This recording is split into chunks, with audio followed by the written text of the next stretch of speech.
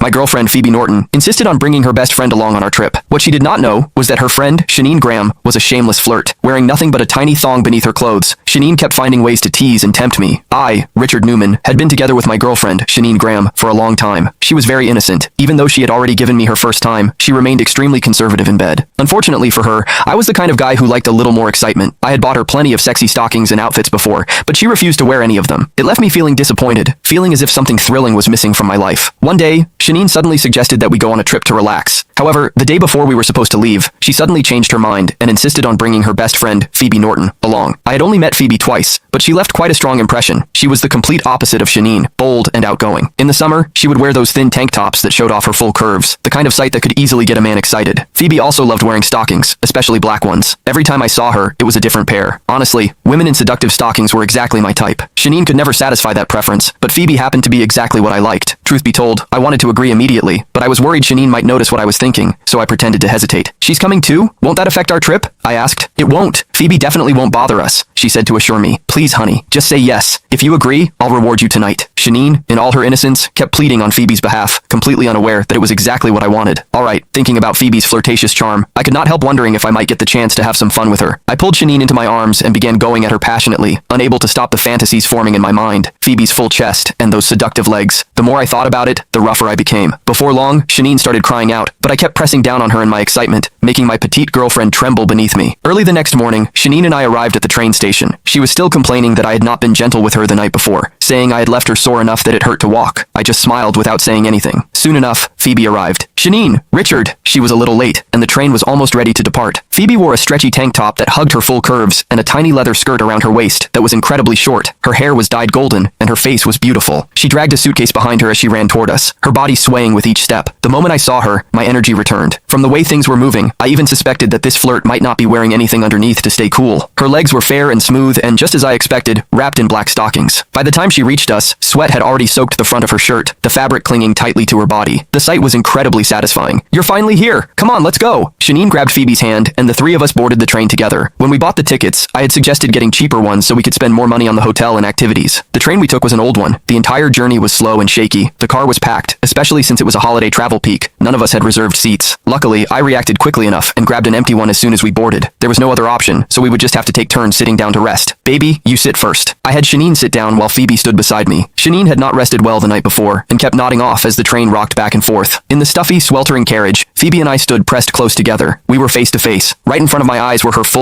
Click the link in my bio to get the full story for free.